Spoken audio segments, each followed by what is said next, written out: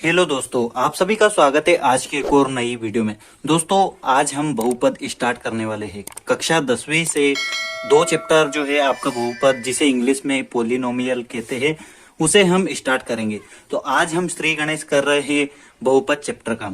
दोस्तों इसमें हम 2.1 पढ़ेंगे।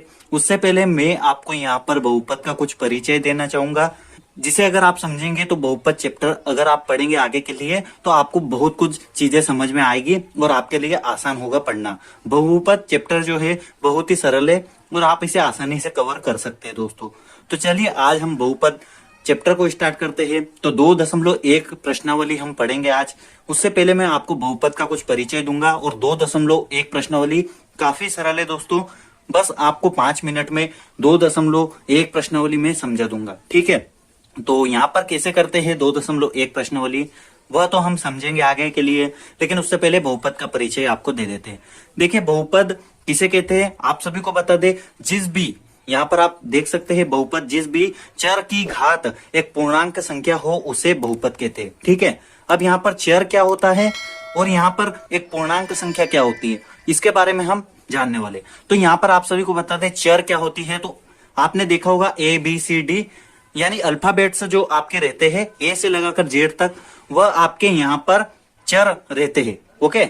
यहाँ पर अब आपको चर के बारे में मैंने समझाया, जैसे XYZ ABC और D और यहाँ पर PQR, ये सब आपके चर हो गए यानी alphabets, okay, A to Z तक। और यहाँ पर अचर आपको बता देते हैं। अचर क्या होते हैं दोस्तों, तो यहाँ पर आप सभी को बता दे जहां 0 से स्टार्ट होते हैं, 0 1 2 3 4 5, वह पूर्णांक संख्या होती है और यहाँ पर इन्हीं को अचर कहते हैं, ठीक है। और अचर में यहाँ पर 0 से लेकर अनंत तक जो यहाँ पर संख्याएं जाती है उन्हें पूर्णांक कहते हैं। अचर में तो हो गई यानी आपकी जो काउंटिंग नंबर्स है उनको हम अचर कहते हैं, लेकिन यहाँ पर 0 से जो स्टार्ट होती है अनंत तक जो जाती है उन्हें हम पूर्णांक संख्या भी कहते हैं और यहाँ पर इन्हें अचर कह सकते हैं। अब अचर दो टाइप के हो गए, एक तो 0 से लगाकर अनंत तक और यहाँ पर √5 हो गया, जैसे 1/2 हो गया। यह भी एक तरीके से आपके अचर है, यानी गणित में जो संख्याएं रहती है, अंक रहते हैं, उन्हें हम अचर कहते हैं, ठीक है दोस्तों। तो यहाँ पर क्या बोला गया है, जिस भी चर की घात एक पूर्णांक संख्या हो उसे बहुपद कहते हैं। यह आपको आगे समझ में आ जाएगा, मैं समझा दूंगा। यहाँ पर प्राकृत संख्या के बारे में आपको समझा देते हैं, क्योंकि जब भी आपको समझाएंगे तो प्राकृत संख्या और पूर्णांक संख्या के बारे में आपको पता होना ही चाहिए। तो दोस्तों यहाँ पर हम समझ लेते हैं प्राकृत संख्या क्या है।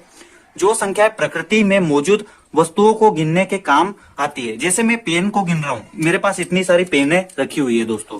तो यहाँ पर अब मैं 0 से स्टार्ट करूंगा, क्या मैं गिनना कहां से प्रारंभ करूंगा, 1 2 3 4 और 5, ठीक है। तो इस टाइप से प्राकृत संख्या उन्हें कहते हैं जो प्रकृति में जो भी वस्तु है मौजूद उनको गिनने के लिए जो काम आए। तो 1 से हम स्टार्ट करते हैं, 1 2 3 4 5 जितनी भी हमारे पास रहती है। तो काउंटिंग नंबर्स, वह काउंटिंग नंबर से जो प्रकृति में मौजूद वस्तुओं को गिनने के काम आए उन्हें हम प्राकृत संख्या कहते हैं। और पूर्णांक संख्या, पूर्णांक संख्या की आप डेफिनेशन यहाँ पर देख लीजिए, जिन प्राकृत संख्याओं में 0 शामिल हो जाए, यानी कि प्राकृत संख्या कौन सी, जो 1 से स्टार्ट होती है, यानी कि प्रकृति में मौजूद वस्तुओं को गिनने के काम आती है। जैसे 1 2 3 4 हम ऐसे ही गिनते हैं ना, वहां पर हम क्या करते हैं, प्राकृत संख्या में 0 मिला देते हैं, तो उसे पूर्णांक संख्या कहा जाता है। तो यहाँ पर जिन प्राकृत संख्याओं में 0 शामिल हो जाए उन्हें हम पूर्णांक संख्या कहते हैं। अब दोस्तों आप सभी को बता दें, यहाँ नोट भी आप देख सकते हैं, प्राकृत संख्या में नोट आप देख सकते हैं यह 1 से शुरू होती है और नोट यहाँ पर आप एक देख सकते हैं पूर्णांक संख्या में ये 0 से शुरू होती है और अनंत तक जाती है, ठीक है।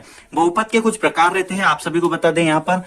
तो आप यहाँ पर देख सकते हैं बहुपद के कुछ प्रकार, रैखिक बहुपद, द्विघात बहुपद और त्रिघात बहुपद। अब यहाँ पर यह समझ लेते हैं हम बहुपद। जैसे बहुपद मान लो एक यह हो गया, ठीक है। तो यहाँ पर आप सभी को बता दें बहुपद आप पहचान कैसे करेंगे, जैसे 2x हो गया, ठीक है, 2x + 1 हो गया। तो यहाँ पर मैंने क्या कहा था, बहुपद किसे कहते हैं, यह एक बहुपद हो गया यानी व्यंजक। तो यहाँ पर आप देख सकते हैं जिस भी चर की घात, चर क्या है, जैसे मैंने आपको बताया था X Y Z ABC, तो यहाँ पर X क्या है, एक चर घात है। और चर की क्या है, घात क्या होनी चाहिए, एक पूर्णांक संख्या होनी चाहिए, 0 से लेकर लास्ट तक एक पूर्णांक संख्या होनी चाहिए। तो x की घात कितनी है, 1 है, ठीक है। यहाँ पर कुछ भी लिखा हुआ नहीं है, यानी कि 1 है। तो यहाँ पर यह बहुपद है, ठीक है दोस्तों। अब यहाँ पर अगर हम एक और उदाहरण ले, 2x √2x प्लस 1। तो यहाँ पर क्या है, बहुपद है। तो आप सभी को बता दें इसकी भी घात 1 है। ठीक है, अभी यहाँ पर आप देख सकते हैं इसकी भी घात 1 है, √2x² प्लस 1। तो यह बहुपद, तो यहाँ पर आप देख सकते हैं चर की घात यहाँ पर पूर्णांक संख्या है यानी 2 है। ठीक है, 0, 1, 2 ऐसे जितनी भी यहाँ पर आपको संख्या मिलेगी पूर्णांक संख्या, वह बहुपद होगा। अब आपको एक और एग्जांपल देते हैं जो कि बहुपद नहीं है। अब यहाँ पर जो x है ना, यह यहाँ पर x जो हो गया आपका, यह अंडर रूट के अंदर है, यह बाहर था, यह इंटू में था और यह अंदर ही है। इसका मतलब क्या हो गया, यहाँ पर आप देख सकते हैं, इसको हम ऐसे लिख सकते हैं, यहाँ पर हम सोल्व कर रहे हैं 2x इंटू √x। ठीक है, प्लस 1। तो यहाँ पर मैंने क्या बताया था आपको, √2 को हम ऐसे लिख सकते हैं, अंडर रूट का जो मान रहता है 1/2 होता है, इंटू x का मान जो होता है 1/2 होता है, प्लस 1। इसको हम ऐसे लिख सकते हैं, यानी अंडर रूट की जगह हमने 1/2 लिख लिया। तो यहाँ पर दोस्तों आप सभी को बता दें, मैंने क्या बोला, पूर्णांक संख्या जो रहती है वही बहुपद होगा आपका।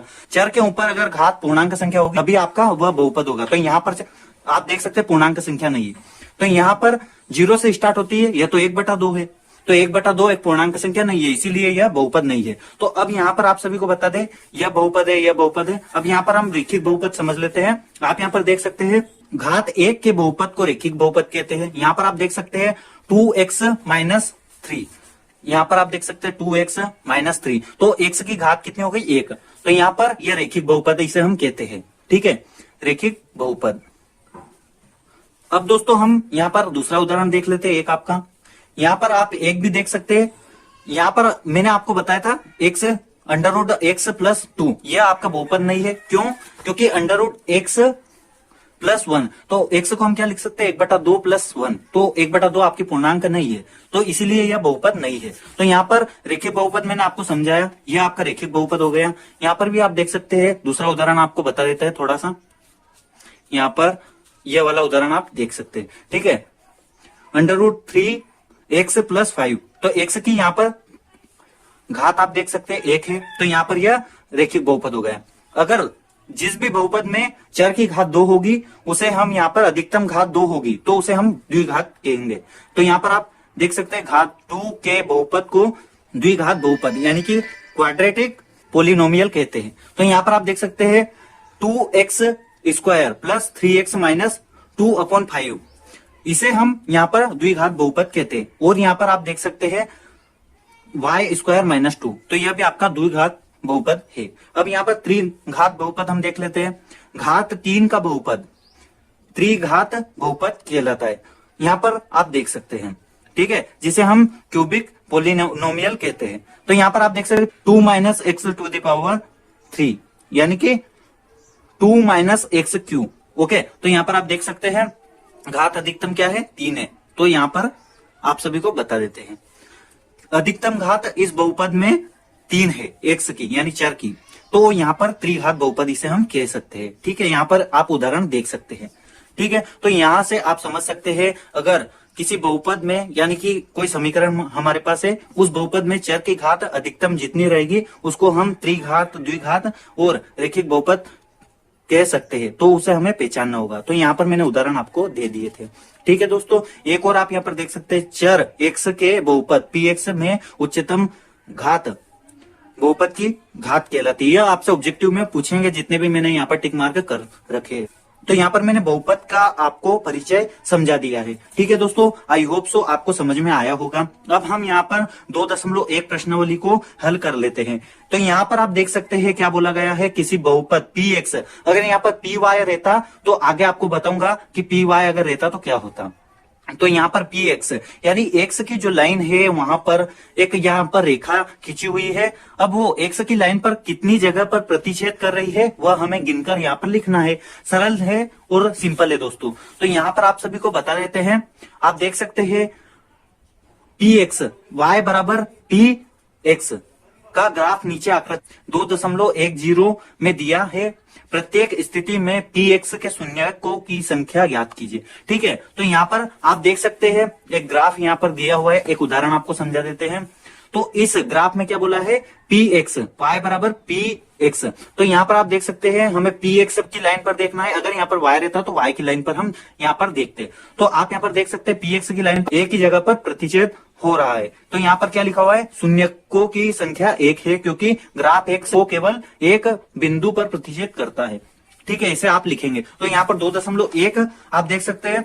आपको सिर्फ करना क्या है, इतनी रामायण अगर आप न लिखे इसमें तो आप सिर्फ इतना कर सकते हैं। आप यहाँ पर देख रहे हैं आपको पी एक्स की लाइन पर बोला है, अगर वाई रहता तो वाई की लाइन पर हम देखते हैं। अगर यहाँ पर आप देख सकते हैं कोष्टक के अंदर वाई अगर आ जाता तो हम वाई की लाइन में देखते हैं। तो दोस्तों यहाँ पर आप देख सकते हैं एक लाइन बनी हुई है। अब इस लाइन पर हम यह देखेंगे कि यह एक्स पर कितनी जगह पर प्रतिच्छेद कर रही है, यानी कि कट कर रही है, उसको प्रतिच्छेद करके जा रही है। तो यहाँ पर आप देख सकते हैं फर्स्ट सवाल है आपका पी एक्स बराबर, आप देख सकते हैं एक्स की लाइन में कहीं पर भी प्रतिच्छेद नहीं कर रही है।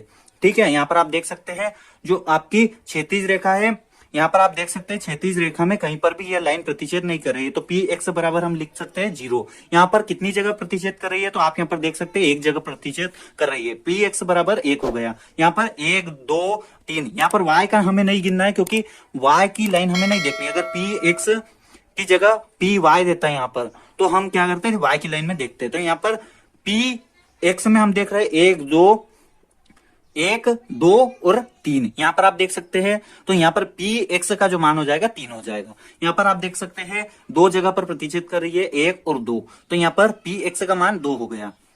पी एक्स का मान यहाँ पर 4 क्यों है, 1 2 3 4, यहाँ पर हम नहीं देखेंगे क्योंकि ये वाई की लाइन पर आ रहा है। यहाँ पर एक एक्स की लाइन है, एक वाई की है, तो नीचे वाली तो आपकी वाई की लाइन हो गई। तो यहाँ पर यह देख सकते हैं 1 2 3 और यहाँ पर 4, तो 4 पी एक्स का मान 4 हो गया। यहाँ पर आप देख सकते हैं 1 और यहाँ पर दोस्तों यहाँ पर जस्ट टकरा कर जा रही है लाइन आपकी, यहाँ पर ऐसे भी टकरा गई तो उसे हम 1 कहेंगे। ठीक है, यहाँ पर एक पॉइंट है, आप यहाँ पर देख सकते हैं।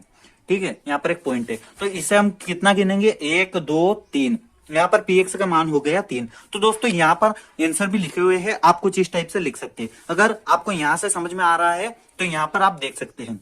ठीक है, क्यों यहाँ पर इसीलिए लिखा हुआ है क्योंकि ऊपर आप यहाँ पर देखकर ऐसे के ऐसे सेम टू सेम देखकर लिख सकते हैं। शून्यकों की संख्या 1 है क्योंकि ग्राफ एक्स को केवल एक बिंदु पर प्रतिच्छेद करता है। अगर y के लिए बोले हमें पी वाई के लिए, तो यहाँ पर हमें y लिख देना होगा और यहाँ पर जितने भी बिंदु पर प्रतिच्छेद कर रही है वहां पर हम ऐसे लिख देंगे। अब यहाँ पर क्यों लिखा हुआ है, शून्यकों की संख्या 3, क्योंकि ग्राफ एक्स अक्ष को 3 बिंदुओं पर प्रतिच्छेद करता है। यह लाइन जो है इसे एक्स अक्ष कहते हैं और यह लाइन जो है इसे वाई अक्ष कहते हैं। तो दोस्तों आई होप सो 2.1 आपको अच्छे से समझ में आ गई होगी। तो सरल थी बहुत ही ज्यादा, और बहुपद का मैंने आपको यहाँ पर कुछ परिचय भी दिया है। तो दोस्तों हमने इसे सोल्व कर लिया है। अब यह वीडियो आपको कैसी लगी कमेंट बॉक्स में कमेंट करके जरूर बता देना। एंड आज की वीडियो में बस इतना ही दोस्तों। और अगर आपने 1.1 नहीं देखा है और 1.2 नहीं देखा है तो आपको एक प्लेलिस्ट या फिर वीडियो की लिंक आपको डिस्क्रिप्शन में मिल जाएगी, वहां पर जाकर आप उन सारी वीडियोस को देख सकते हैं। चलिए दोस्तों आज की वीडियो में बस इतना ही। ऐसे ही मैथ्स पढ़ते रहिए और ऐसी ही वीडियोस पाने के लिए चैनल को सब्सक्राइब कर लीजिए आगे के लिए, ताकि आगे आने वाली वीडियोस के लिए आप अच्छे से लेक्चर पढ़ पाए और आपको उसका नोटिफिकेशन सबसे पहले मिल पाए दोस्तों। ठीक है, तो चैनल को आपको सब्सक्राइब कर लेना है। इंस्टा पर आप कुछ भी आपको डाउट हो तो पूछ सकते हैं कमेंट करके, वहां पर मैसेज करके पूछ सकते हैं। चलिए दोस्तों वीडियो को यहीं पर एंड करते हैं। आप सभी का धन्यवाद वीडियो को लास्ट तक देखने के लिए। आज की वीडियो में बस इतना ही। Thank you so much for watching this video. जय श्री महाकाल, वंदे मातरम, टेक केयर, गुड बाय।